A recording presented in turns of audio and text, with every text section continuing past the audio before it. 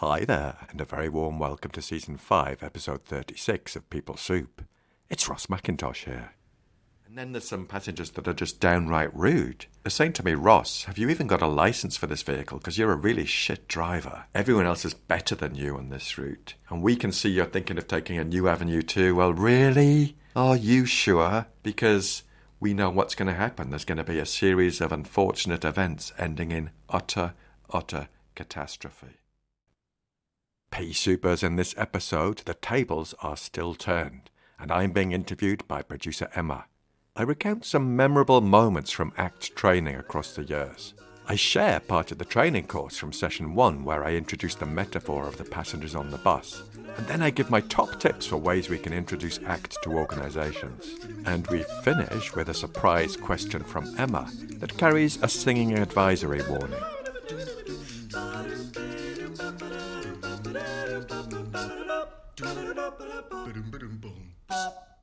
Now, for those of you who are new to People Soup, we're an award-winning podcast where we share evidence-based behavioural science in a way that's practical, accessible, and fun. Our mission is to unlock workplace potential with expert perspectives from contextual behavioural science. Let's go over to the news desk. If you'd like to find out more about the ACT in the Workplace Train the Trainer program I developed with Dr. Paul Flaxman in partnership with Contextual Consulting, you'll find a link in the show notes. I've trained hundreds of adults using this approach and also hundreds of trainers too. And with gratitude to Joe Oliver at Contextual Consulting, there's a discount code for the course. It gives you a 20% discount on the ACT in the Workplace Train the Trainer program.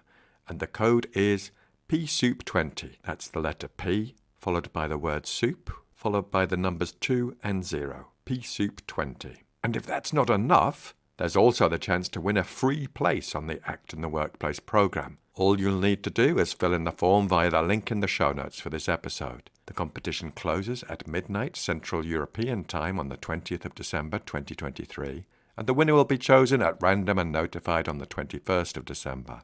So for now, get a brew on and have a listen to part 2 of our table-turning episode, where I'm in the hot seat and Emma is asking the questions.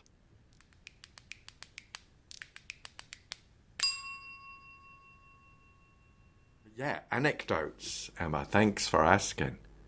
I think I'll draw upon 3 that have really stood out for me, and one is working with nurses and healthcare professionals in the NHS. For some of them, we conducted interviews afterwards, and an overriding theme was that nurses felt they had permission to look after themselves. That was one of the key outcomes of the training for them. They felt that it wasn't weak or it wasn't selfish if they were looking after themselves. They felt they had permission to take action towards their own self-care, which was super profound for me. If one person goes away with that, then that is amazing. Wow, very impactful stuff there, Ross. And a couple more, if I may. One was at a school with a team of teachers, and after the first session of a 4-session program, one guy, he identified the value of adventure, and we encouraged people to go and practice between sessions, and his challenge was to think how he could then express it in his behaviour. So he thought about it and he thought he wanted to relive some boyhood memories and go camping on the moors near where he lived. And his mind was telling him, my girlfriend's not going to like this. And he said, my son won't be interested. But during that week, he actually shared it with his girlfriend who went, that's amazing. Why don't you do that? That would be great. And his son said, can I come with you? And he was like blown away. And you know what he did in that first week? He put some of his belongings up for sale on eBay so he could then make money to buy some camping equipment. It's just a great example of how your thoughts and the mind can limit you sometimes when actually what's going on in other people's heads could be the complete opposite to what you're anticipating. Yeah, and there's one other that always sticks in my mind too. A lovely lady, she'd chosen the value after session 1 of patience, and she had 3 kids, and she was conscious that she wasn't always as patient as she would like to be with them. And during that first week between sessions, she described at a moment when she was about to kick off with her kids. She was about to go into one, as she described it. And she just paused in that moment when she was about to do it. And she said, how could I express this value of patience? And she did something completely different rather than kicking off and yelling. And that's just catching the mind in flight, realizing the impact that what goes on inside our heads can have on our behaviour. And that was so powerful for her and very powerful for me. And her kids were like, huh? Mum, what's just happened? Because they were just ready for the yelling, and it didn't happen. So the more we can experiment with making values a more prominent guide to our action, the more we can play and see what's getting in the way and really notice how we're showing up. Yeah.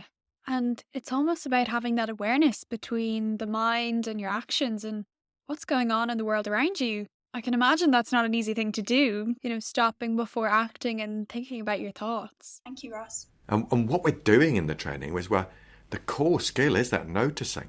We're trying to get people to become uber noticers so they can notice when they're about to do something that maybe isn't aligned with how they want to be. And on that note, what will the training be like? So the training protocol is the foundation of the training. And what I'll do in the Train the Trainer program is I'll deliver the core elements of it. Then I'll pause and take folks behind the curtain, if you like, to explain why we deliver it in that way, how we're always trying to role model the skills from ACT in the way we facilitate, and share some of the questions or queries that might arise from the audience, because I've done this with hundreds and hundreds of people. And I'll also be joined during at least one session by my partner in ACT, Dr. Paul Flaxman, who'll focus a bit more on the evidence base for ACT in the workplace. And I wonder, could you give us a part of the training as a taster? Yeah, that's a great idea, Emma. Thank you. And I think what I'll do is an excerpt from session 1 of the training protocol. And it's where we introduce that skill of open, how we can relate skillfully to the inner world. And we do that using a metaphor called the passengers on the bus. So what I'm going to do is just have a little go at introducing that to folks. So, P-Supers, imagine, if you will, that you are the driver of your bus of life. You're sitting in the driving seat, and hopefully you can take that bus, you can direct it in a way that has meaning for you. You're driving it in a direction that has purpose and significance, and a direction that matters to you. Sometimes you might be thinking of doing something new in your life, taking a new avenue. And the moment we start moving forward, driving our bus, there's lots of chatter starts up behind us. And that chatter, in this metaphor, we call that chatter our passengers, the passengers on our bus. And some of those passengers are just fairly mundane. They're saying to me, "Oh, Ross, don't forget you need to get milk the next time you go to the supermarket. And, oh, look, we've just passed the church." So they're just fairly random, neutral comments from those passengers. And all of these passengers are clever, Emma, because they know what we're thinking. And some other passengers are saying to me, "Hey, Ross, I can see you thinking of doing this new thing in life. You're going to take a slight diversion and go somewhere new." And we think that's going to be great. We think you've got all the skills and the strengths you need, and we think it'll end up in a really good place. So, mirror signal maneuver, don't hesitate. Go for it. We're right behind you, supporting you. Other passengers are saying, Ross, the seats on your bus are really uncomfortable. I really don't like them. And we too can see you're thinking of doing this new thing in life." Well, really? Because we know that what you really like deep down is going on that circular route round and round the city. We know that's where you feel safe and comfortable. So you might see other people taking new avenues and doing new things, but that's not for you, man. Get real. You know that where you feel really comfortable is just staying on that safe and familiar route going round and round. And then there's some passengers that are just downright rude. They're saying to me, "Ross, have you even got a license for this vehicle? Because you're a really shit driver. Everyone else is better than you on this route. And we can see you're thinking of taking a new avenue too." Well, really? Are you sure? Because we know what's going to happen. There's going to be a series of unfortunate events ending in utter catastrophe. And that's the metaphor, Emma. That's the metaphor that, for me, represents so beautifully the human condition and represents my experience of having those passengers piping up inside of my head. And typically as humans, we'll pay far more attention to those ones that are unhelpful. They can sometimes drown out the ones that are more helpful. And we use this metaphor throughout the training. And in session 4, we even end up acting it out. We role play it with the participants, which is great fun and also brings everything together. Great, Ross. Lovely analogy there. And am I right in saying it's about raising the voices of those positive passengers on the bus a bit more? You could say that. And sometimes on the training, people say to me, "I want to throw the passengers off." And what we know is that's not feasible. We know from the research that that might be effective in the short term, but actually what they tend to do is nip down the road, put a disguise on and get back on the bus and have renewed vigour. So it's partly about can we pay a bit more attention to those more positive passengers? But it's partly related to all the passengers on the bus. And knowing that they're part of us, it's part of our experience. And making room for them. But if we can make room for them and not get tangled up with them, we can then direct our attention on where we want to move, even whilst we're hearing those passengers chatter away. And one word that kind of comes to mind when you're explaining that is tolerance. So tolerating those or having an acceptance for those thoughts that are a part of the human condition. And I'd even add another word in the mix there. I like tolerance. Honestly, I'm not overly keen on acceptance because quite often people think that acceptance is a sort of passive acceptance. I've just got to accept this for what it is. But the word I'd use is willingness. Am I willing to experience that chatter from my passengers, even the unhelpful stuff, because I'm moving towards something that matters? That word willingness really encapsulates that for me. Right. And I suppose if you're aligned to your purpose, your meaning, and your values in life are something you hold very strong, that willingness will be something that might be a bit easier to do. Thank you so much for that brilliant analogy there, Ross. Those passengers on the bus, which I'm sure some Pea Supers will be looking forward to exploring. We interrupt this broadcast with an important public service announcement. If you're interested in ACT, I'd heartily recommend that you check out the whole range of training at Contextual Consulting. There's both live and on-demand training to browse.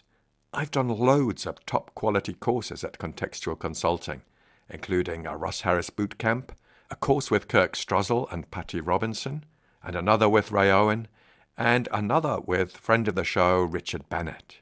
All of these courses have helped me to become more immersed in ACT and in turn enhanced my effectiveness in the workplace.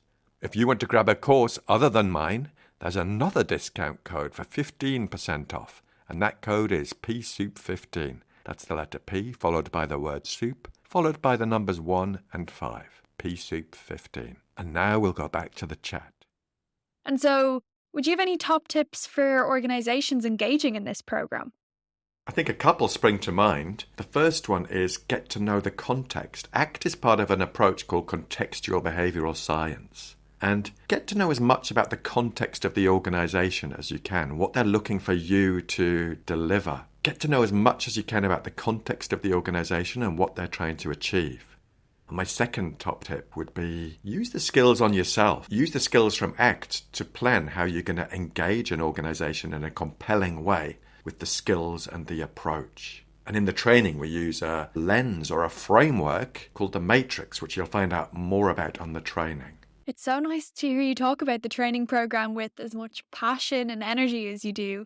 But one question I would have is, what do you enjoy most about delivering this programme? Oh my goodness, I think sincerely it's the people. It's the reflection I get back from people, the questions, the curiosity I get from them, sometimes being privileged to witness aha moments, sometimes getting examples like some of the ones I've shared today. That is it, and knowing that I'm operating from a really strong evidence base that can help unlock the potential of adults in the workplace. That's so impactful, Ross. Thank you so much. And I know I personally have learned so much from this one episode alone, and I'm sure our Pea Supers will find it really interesting. Now, one thing before we finish up that you might not be expecting, but I'm sure our regular Pea Super listeners would be really interested in, as it's something you ask a lot of our guests, Ross, is if you had a song choice that could announce your arrival in a room. It could be from this week, this month, this quarter, or in relation to this new training program, in fact. What would it be?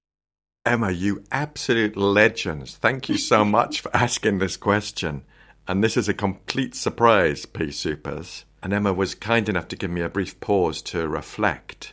But the song I'm going to choose, Emma, and I think it represents bringing ACT to the workplace, is also a song that my mate, Dr. Paul Flaxman, used in a lecture once when he was talking about how we interact and present ourselves to organisations. And the song is, "It ain't what you do, it's the way that you do it." And the version I would choose is by Funboy 3 featuring Bananarama, because for me it's a very joyful and uplifting version which really captures the essence of the 80s. And I'm going to have a go, Emma. I think I owe it to the Pea Supers. I might even put it on in the background, so I've got a little beat. I love it. Oh, you can hear the intro. I don't know when I come in. Hang on. Oh, it's a long intro. I was all geared up. Hang on. It ain't what you do, it's the way that you do it. It ain't what you do, It ain't what you do, it's the way that you do it. And that's what gets results. It ain't what you do, it's the way that you do it. What you do, It ain't what you do, it's the time that you do it. And that's what gets results. You can try hard, don't mean a thing. Take it easy. Let your body swing. I think that's quite enough, Emma. But Brilliant. And I am definitely adding an applause sound effect after that one. Thank you for that, Ross. I'm delighted I asked that now. I think it was kind of possibly more beautiful because I didn't know all the words. You know, as part of the training program, you might have to perform a short interlude of that piece. Now steady on. But actually, it raises a good point, Emma, maybe just to finish on. And it takes me back to our interview with Jill Stoddard, who chose the song This Girl Is on Fire. And she said she doesn't always feel like she's on fire, but if she acts like that, then that will infuse her whole way of presenting herself. So if I was willing to be embarrassed and sing that song for the wider purpose of conveying a message, I think that's really what ACT is all about at its heart. Stepping out of that comfort zone. Brilliant, Ross. Thank you so much. It's been a privilege to get to hear a bit more about ACT and your story, Ross. So thank you so much. Well, thank you for being such a brilliant interviewer, Emma. I can see opportunities on the horizon, very near, for our continued evolution as People Soup. So thank you so much. Sounds great.